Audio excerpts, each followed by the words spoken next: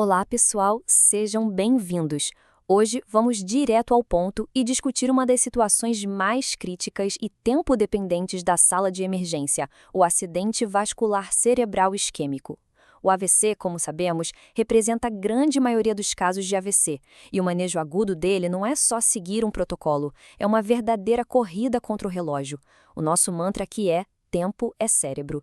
E isso não é só uma frase de efeito.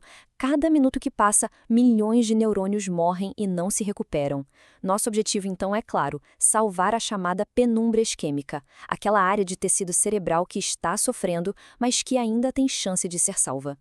Para organizar o nosso raciocínio, vamos seguir a jornada do paciente desde a porta da emergência. A gente começa com o diagnóstico, essa corrida inicial para entender o que está acontecendo e não cair nas armadilhas dos stroke mimics. Depois, mergulhamos nas terapias para restaurar o fluxo sanguíneo. Primeiro, a trombólise, o remédio na veia, e depois, a trombectomia mecânica. Vamos falar também daquela situação que infelizmente é bem comum, do paciente que não pode receber essas terapias. E para fechar, vamos investigar a causa do AVC, que é a peça-chave para evitar que tudo isso aconteça de novo. Então vamos lá. Imaginem a cena clássica. Chega um paciente, geralmente já com alguns fatores de risco, com um déficit neurológico que apareceu de repente. A primeira coisa que vem à cabeça, claro, é AVC isquêmico.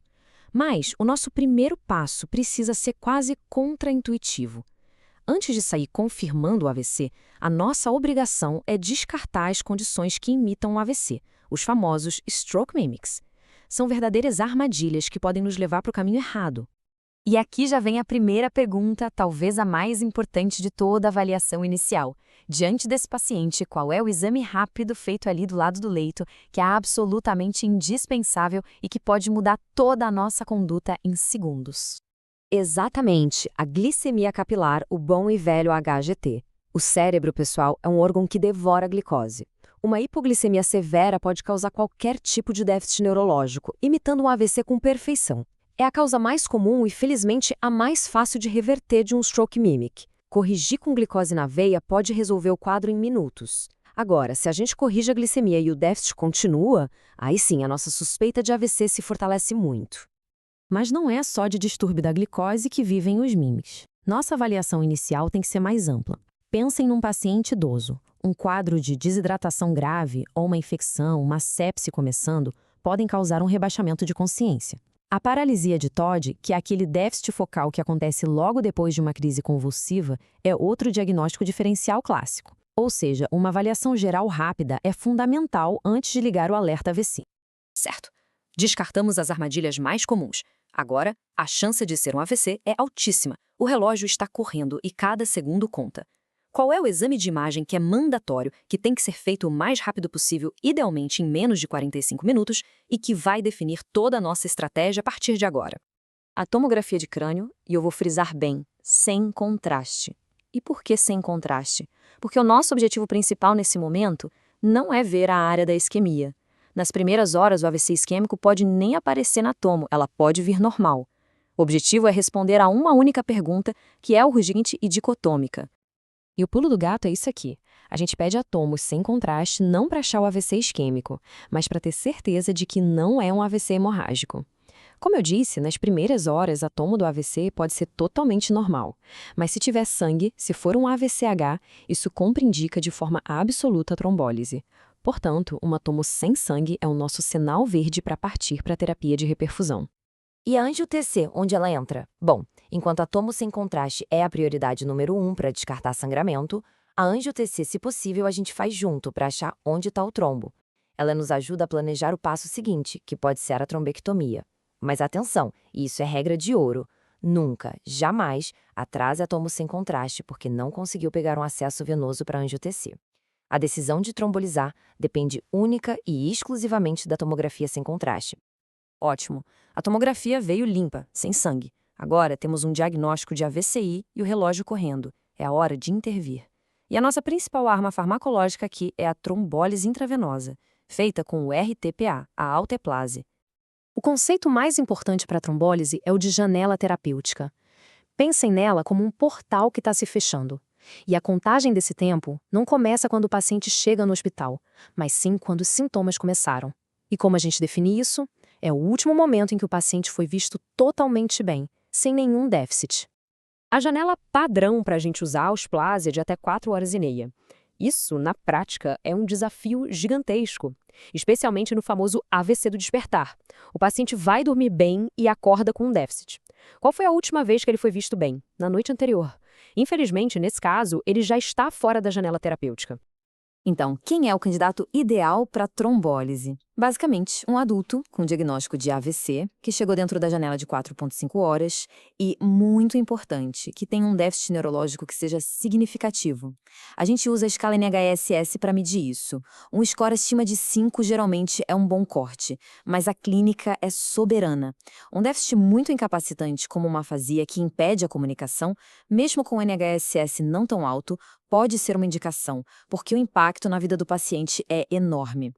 Agora, o que nos impede de usar o trombolítico? A lista de contraindicações é grande, mas a lógica por trás de todas elas é uma só: evitar um sangramento causado pelo remédio. Então, qualquer histórico de AVC-H, um AVC isquêmico ou um TCE nos últimos 3 meses, cirurgias grandes recentes, problemas de coagulação, tudo isso contraindica. E olhem que interessante os extremos da escala NHSS. Se o score for menor que 5, o déficit é leve, o risco do remédio talvez não compense. Se for maior que 24, o AVC é muito extenso e o risco de sangramento dentro da área isquêmica é altíssimo. Tudo certo. O paciente é elegível, está na janela, não tem contraindicações. Podemos começar? Calma. Falta um último cheque, um que pode colocar tudo a perder: a pressão arterial. É obrigatório que a pressão esteja abaixo de 185 por 110 antes de começar a infusão. Uma hipertensão descontrolada aumenta drasticamente o risco de transformação hemorrágica. Se a pH estiver alta, a gente precisa baixar com medicação na veia, como labetalol, antes de qualquer coisa. Ok, pressão controlada. Agora sim, vamos administrar. A dose da Outplase é 0,9 mg por quilo, sem passar de 90 mg no total. O protocolo é bem direto. A gente dá 10% da dose total rápido, em bolos, durante 1 minuto.